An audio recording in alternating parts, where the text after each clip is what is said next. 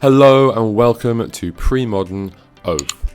So back in Exodus, Wizards decided to make a cycle of cards that kind of balance the game out.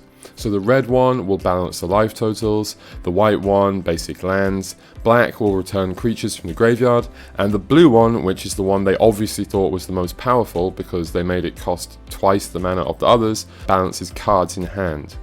Well, the green one balances creatures.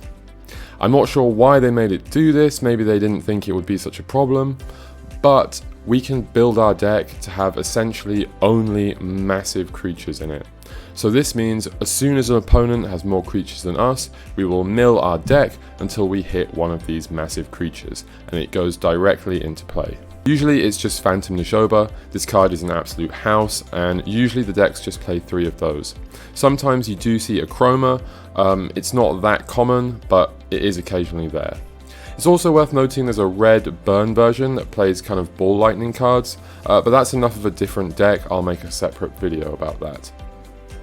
There's also a blue version that plays counter spells and is more of like a controlling deck. Again, that is a very different version. Usually when people are talking about Oath, they're specifically talking about this green-white version.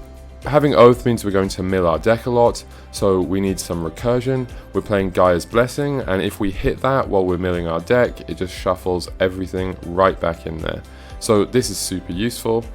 Also, we can't always guarantee our opponent is playing creatures, so we need something to trigger our Oath. That's where Funeral Pyre comes in. We can end of turn, give them a creature.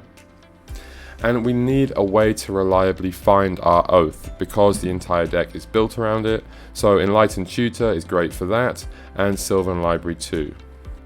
For removal, we've got the classic Swords to Plowshares in pretty much every white deck.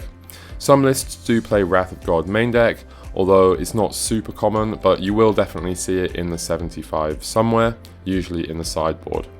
We're also typically playing some kind of artifact and enchantment removal. These two are the usual suspects, of course. So for disruption, we have Sphere of Resistance to make our opponent's stuff cost more, and we have a whole load of disruption lands. These are super useful, especially in the games where our opponents are not really playing many creatures and we won't get to trigger the Oath. We also have man lands to beat them down. Again, these are crucial in some of those control matchups where we're not necessarily going to be able to reliably trigger our Oath. So for defense, we have Corehaven. It's really good at stopping singular big threats, but it's not so good against go wide strategies. For lands, we've got pretty much everything you'd expect in green-white, but we're also playing Mox Diamond. Now Mox Diamond is super expensive, but don't worry, because of all the decks that use it, this one is definitely the one that relies on it the least, and you can even play without it, so don't worry about that. Sideboards almost always have some kind of transformational thing going on with Ravenous Baloth and Decree of Justice, which is also great against control.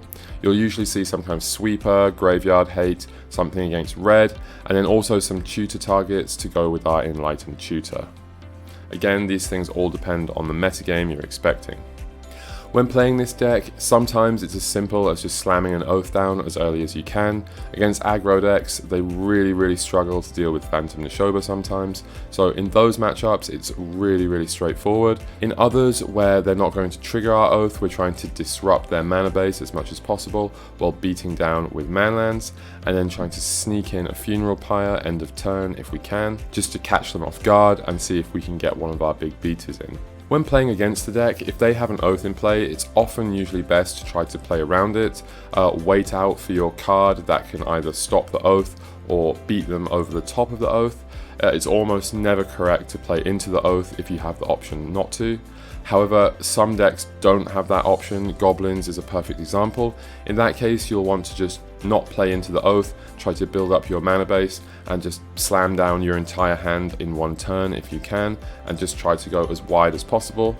Other decks can also try that with some kind of removal, because the creatures will just be coming out one at a time, so you have time to beat down while removing it, and then the next one will come and you can remove it, and you try to give yourself the best chance you have. Against the deck, of course, Burn is great because it goes over the Oath. The Tide control decks are absolute nightmare matchup because they have loads of main deck ways to deal with all these artifact and enchantments and lands as well. And then some combo decks that can go around the top of the Oath.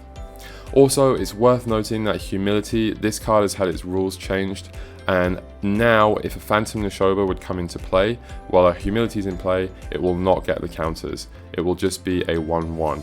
So we're firmly a kind of combo-y, control-y kind of deck. Against aggro, we're definitely just a one-card combo, the Oath combo.